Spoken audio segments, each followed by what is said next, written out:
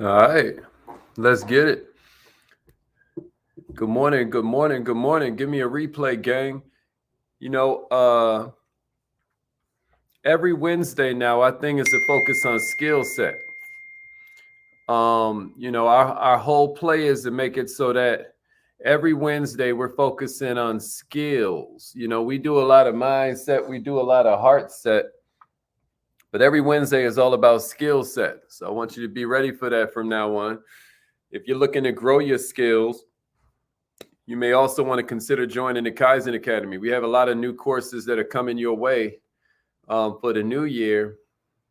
Hey, what's up? Damon, what's up? Let's get it. Let's get it. So we got a lot of new courses that are coming your way for the new year. Some of you know that like I'm real big on sales. It's how I went from homeless to multi-millionaire status. Yeah. Nunu in the house. Okay, then. Man, if you're in one of the Facebook groups, I can't necessarily see who you are unless you click on that little thing where it lets you kind of put in your name. My man Chopper in the house. Yeah, let's get it.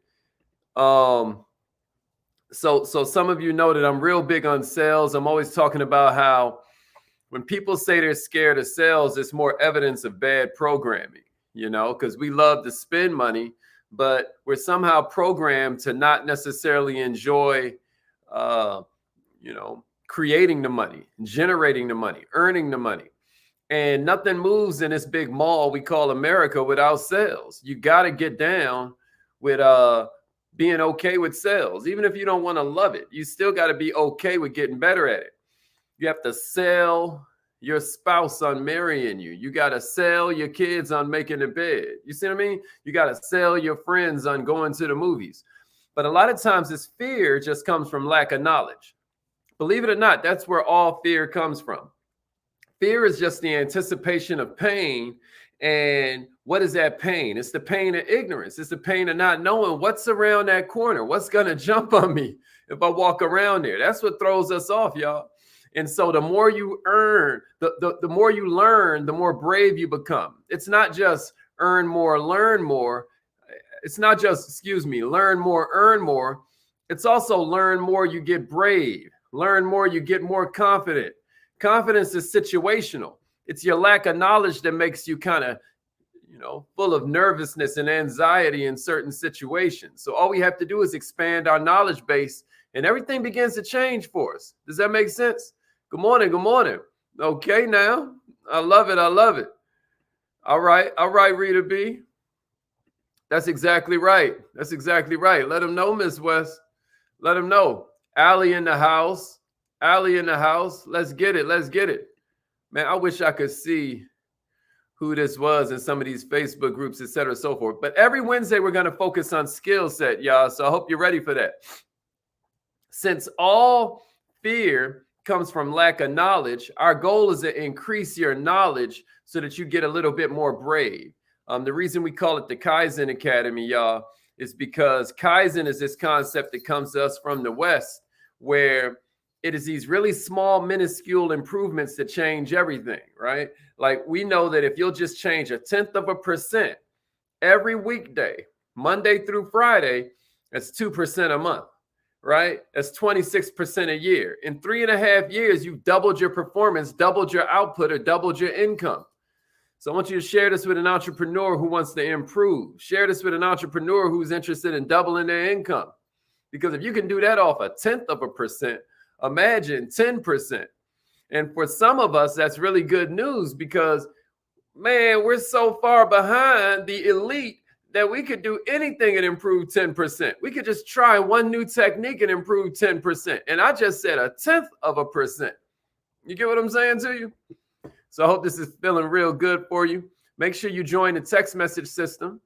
All you do is text message @MillMind to the number 81010. You see that? @MillMind to the number 81010. And you're going to join Dear Millionaire, the world's first text message system for personal growth and self-development. The world's first text message system for personal growth and self-development. Let's get busy, y'all.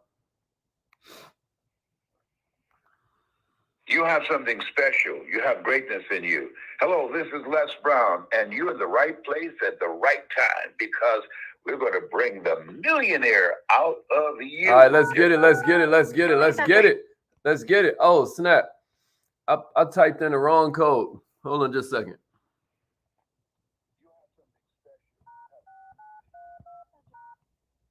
All right, here we go. Thank you. Please announce yourself.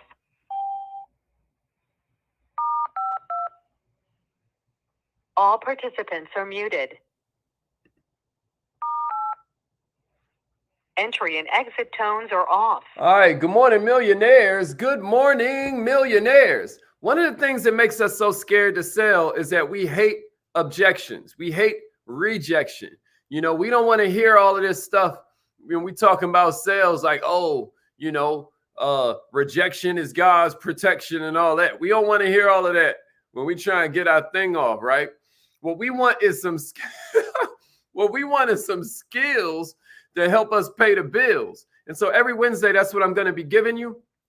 For those that don't know, my name is Haziq Ali. I'm a revenue acceleration coach, a self-esteem development fanatic, starting with my own. And I'm here to help you go further, faster, with less effort every single weekday. Monday through Friday, we are here to help you blow this thing up. If you have not done so yet, what I want to suggest is that you go and get our free newsletter. It comes out 3:30 p.m. every Friday, and it always has a little bit of mindset, a little bit of skill set, and a little bit of heart set in that newsletter. You can read the whole thing in about 8-9 minutes, and I guarantee you increase. It's going to change something about the way that you're thinking about life, and we're really proud of it. So if you've never tried that newsletter out, I guarantee you it's something that you're going to learn from every single week. But what I got for you this morning in today's 15 Minutes of Fire, as you know, every single weekday, we just ask for 15 minutes of your time. 15 minutes of your time so that you can do a little personal study. So you can start your day off right. Breakfast of Champions right here, a little soul food. And today's 15 Minutes of Fire is all about the 7 steps to you being able to identify any objection and overcome it. You're going to be able to identify any objection and overcome it with these 7 steps right here. So share this with an entrepreneur that you feel like could use it. Here's the first one, y'all. Number one, listen carefully to the objection that's being raised. I want you to listen a lot more carefully than you normally do. I know what you usually do. You usually listen to the objection and you roll your eyes. You know what I'm saying? You listen to the objection and you get annoyed. You listen to the objection and you be ready to get defensive. But no, instead of doing that, what I want to challenge you to do from now on is step number 1. 7 is a divine number. I'm going to give you 7 steps. And step number 1 is listen carefully to the objection being raised. Because what are we doing? We're trying to figure out if this is really an objection or if this is just a stall.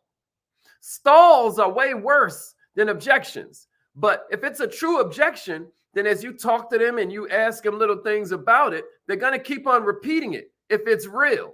So let the prospect talk it out completely. Let the prospect talk it out.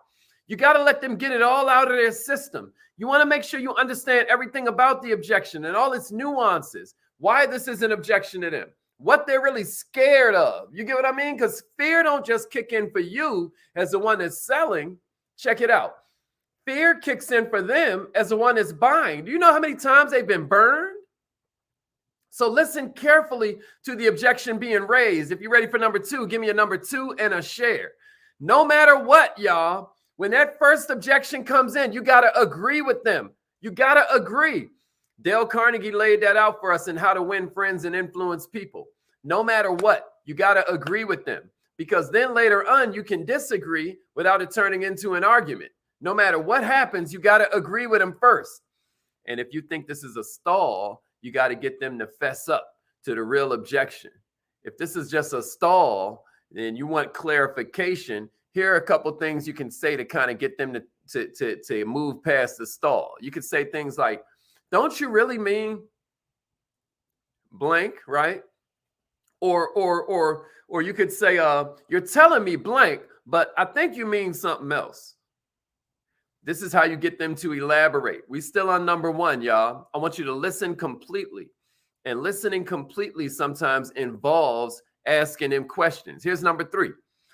This is the third way that you can get them to kind of move past that and make sure it's the real objection. You might say something like, usually when a customer tells me blank, my experience has shown me that they really mean blank. Is this really a price objection? You know, like you could be like, usually when a customer tells me that, my experience has shown that they really have a price objection. Is that true for you? Is it really that you have a problem with the price? Get them talking, y'all. Does this make sense? This is number one, listen completely. And that's 3 different ways I just gave you to fully listen. Ask them questions and fully listen to them. If you're ready for number 2, give me a number 2 in the share, right? We got 10 more minutes and I'm gonna give you all 6 of them. I'm gonna give you all 6 of them. That was number 1 though, listen completely. And ask them these questions while you're there because all you're doing is building stronger rapport, making them feel like they're in good hands with Allstate. You're making them feel more cradled, more taken care of and nourished. All right, here's number 2. Appreciate that, Rita. Appreciate that, Nunu, Ali. Here's number 2. You want to qualify it as the only true objection. So that's why you're questioning it. You're asking the prospect, is this the only reason that they don't want to buy from you? Right? Ask them, is there any other reason besides the one that they've stated that they don't want to purchase right now? Is there anything else holding them back? That's number 2. So first we answered, we listened completely to their objection, you know, and that involved asking them even some extra questions to qualify this thing, right? Then number 2, we're making sure this is the only objection. That's number 2. Number 2, qualify it as the only true objection. That's right, Jerry. And that's huge. That's huge. That's a part of number 1. You got to agree. If you don't agree, they don't feel like you're listening. Right? And then here's number 3, y'all. Confirm it again. Confirm it again. Number 3 is confirm it again. So after you listen completely and ask them all the little questions I just gave you, then after you qualify it as the only true objection, or you get the other objections out of them as well, you confirm it. You confirm what you just now heard. You confirm it, right? Rephrase your question again, so you're asking the same thing twice. So in other words, if it wasn't for blank, you'd buy. You see where we're going with this? You see where we're going with this? In other words, if it weren't for this, you would buy. Is that right, Miss Wimberly? Y'all see what I just did there? Now here's number 4. You ready? Here's number 4. Now you're going to qualify the objection, so you're setting up the close. Number 4 is you qualify the objection so that you can set up the close. So now you ask a question in kind of like a way where you work in the solution. So you might say something like, so if we were able to prove that this works, you see what I mean? Or another way to do it is, if I were able to get you the terms you're asking for, right?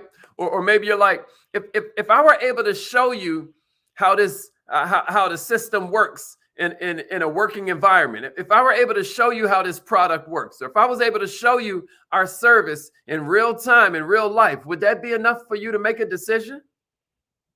So what are we doing? We're setting it up so if they say yeah, and then we do what we say we can do, we got the sale.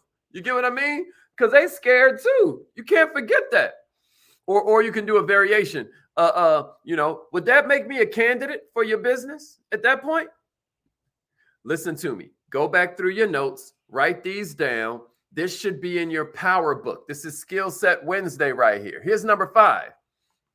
Now you're going to answer the objection in a way that completely resolves the issue. Y'all with me? So now you're going to answer the objection in a way that completely resolves the issue. So number 1 was we listen carefully to the objection that's being raised. And we agree no matter what they say. We agree. Because if we don't agree, now we have an argument going on, right? And then I gave you a bunch of ways to pull the real thing out of them. Number 2, we're qualifying it as the only true objection. Number 3, we're confirming it again with them, right? Number 4, we're qualifying the objection so we can set up the close. We about to lower the boom, y'all. You ready? Here's number 5. You answer the objection in a way that completely resolves the issue, right? Now, what do I mean? Now that the customer's been kind of tied down to a yes answer, you done told them, so if I handle that, then that makes me a candidate for your business, et cetera, so forth.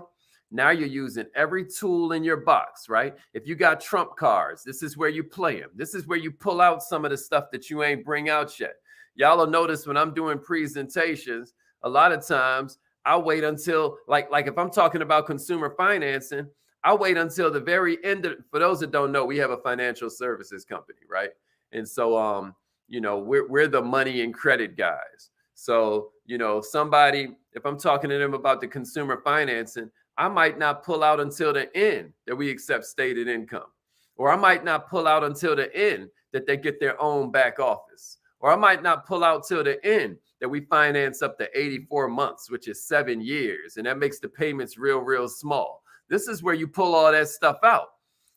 But that's not all.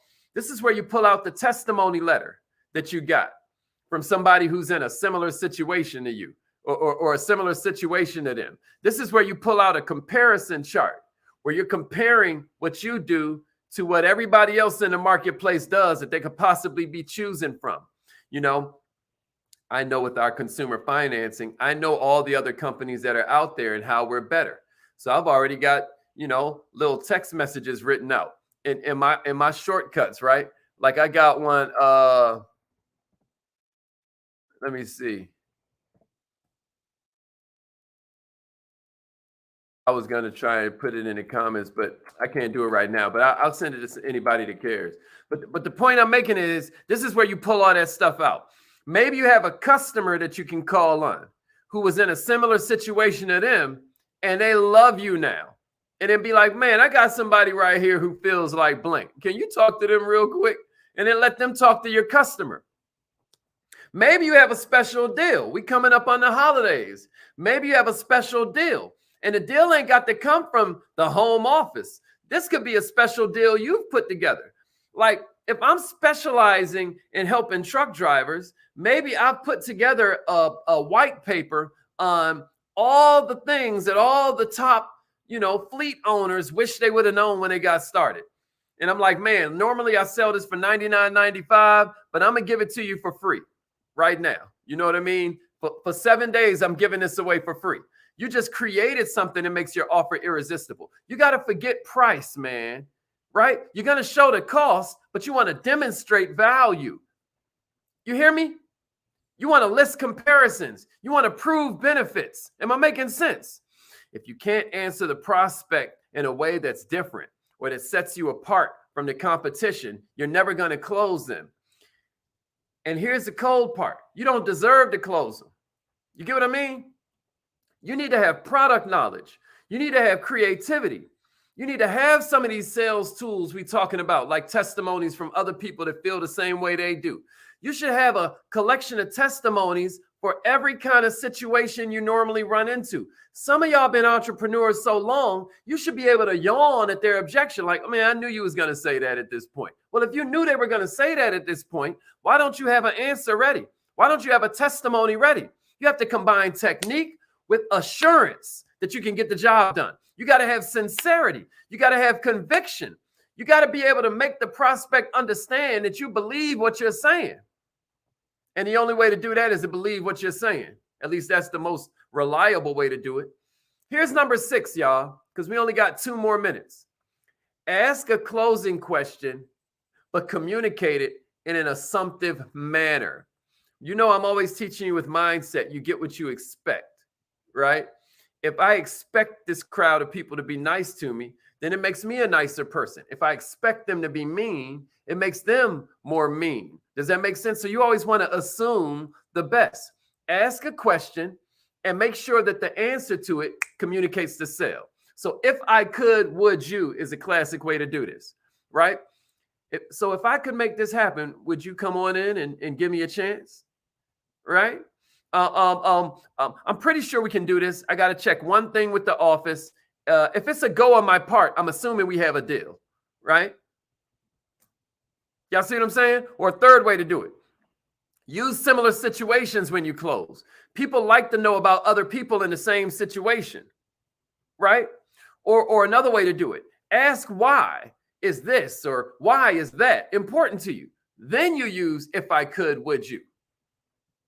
And then here's number 7, y'all. Confirm the answer and the sale in writing when possible. Get it in writing when possible. Get the prospect to convert to a customer with a confirming question, like, you know, like maybe you selling landscaping. You like, so when would you like me to show up every month or every 2 weeks? What day of the week would you prefer? Right? You know what I'm saying? Or when is the best day to begin? Right? Is there a better day to start than other days? Where do you want this delivered if you're delivering a product? Here's something I want you to know about objections as we close. There are mountains of things you can find on YouTube and in all of these books from people who haven't been in sales in a long time, or they heard it from somewhere else. Check this out. I say use it all. My philosophy is learn as much of this stuff as you can. Every book you can find, every tape you can find. I think the Kaizen Academy is the best in the game. I don't even promote it because I'm busy out there doing the work. I'm busy out there on the front lines of capitalism. I'm not one of these people that make money by telling you how to make money. You get what I'm saying? I'm actually on the front lines of capitalism. But with that said, even though I don't promote the Kaizen Academy a lot, you better ask somebody that's in it because it changes lives. And I'm telling you, if you need more of these techniques, we got it for you. That's what we're here for, to help you move further, faster, with less effort. But what I want you to try to do is use different techniques. Make sales in ways you've never made them before. Then you are going to grow in confidence naturally because you have all these techniques you didn't even pull out. But the number one way to make a sale easier, y'all, is not what you do. It's who you are. What I'm saying is, are you a friend? Are you establishing relationships? Are you establishing friendships? Sometimes you're precluded from the relationship or the friendship, and all you got is the techniques. That's why you need to know them all. But the number one technique is to be a friend. There are thousands of tricks I could teach you, right? But the best trick is no trick. It's a friendship. It's a warm, open, human relationship. I hope this was helpful, y'all. It's affirmation time. You know what I mean? I know I went kind of fast. That's why you got the rewind. You know what I'm saying? Come on, call in on the live line right now. Hopefully y'all caught all that. We're going to listen to the objection and decide if it's true. We're going to qualify it as the only objection. We're going to confirm it again in a different way. We're going to qualify the objection so that we can set up the scale, set up the sale, right? We're going to answer the objection so it completely resolves the issue, right? We're going to answer the objection so it completely resolves the issue. And then we're going to confirm that the issue is resolved. We're going to ask a closing question or communicate to the prospect in an assumptive manner, right? That we have the sale in hand and that we have their best interest in mind. And then we're going to confirm the answer. And if we can, then we're going to get it in writing. What you need to know is that the objection sometimes means they interested. Ain't that cold? An objection might actually indicate that they want what you got. They just don't want to be a chump. Thinking it over, though, is a stall, not an objection. So let's just say they say, I want to think it over. Call in right now, y'all. It's affirmation time. Call in right now. Let's just say they want, and if your phone line tries to call you, just text call me to the number. Let's say they want to think it over. You should be like, great, right? You're agreeing. Thinking it over is that means you're interested. Don't it, Mr. Jones? And they're like, yes, I am, right? Because they just said they wanted to think it over. So they're not trying to be a jerk. They're like, yes, I am. And then what do you say next? You're not just saying you want to think about this to get rid of me, are you? And you're kind of playing around. They're like, no, right? They laughing with you because you're playing. You know, Mr. Jones, this is an important decision, right? This isn't just you looking at your credit. This is you looking at your entire future, right? Every time you swipe your card, every time you go to purchase a new asset, your credit score is reflecting your image. Let me ask you, is there anybody else in your family that you'll be kind of thinking this over with? No, it's just going to be me. Right? Well, listen, I know you're an expert in, and then you say whatever they do, right? I know you're an expert in the blank business. Well, let me tell you, Mr. Jones, I'm an expert in the world of credit and finances, right? Can you say that like you mean it? And in my experience, what I found is that the cost of improving your credit is minuscule compared to the cost of having bad credit. And I've seen it over and over and over again through the years. I just want you to understand that even though this is something worth thinking about, this is going to be one of the best decisions you've ever made. And if you give me a chance, if you give me just 90 days, then I will guarantee you that your letters are going to get sent out, that they're going to begin making phone calls on your behalf, that you will see an improvement in your score. Is that fair enough? Now you're going to start getting the real objection. You hear what I'm saying? 50% of the time when they say they have an objection, I want to think it over. It really means something else is wrong. But the other 50% of the time, they're going to buy. And what did you just do? You just got a little better this morning. All I'm saying to you is that they can be sold if you use the right words and phrases. And one of the best words and phrases you can use on yourself is I am. It's two of the most powerful words in the whole English language, even though it's two of the shortest. Repeat after me. Say it like you mean it. I am so happy and grateful.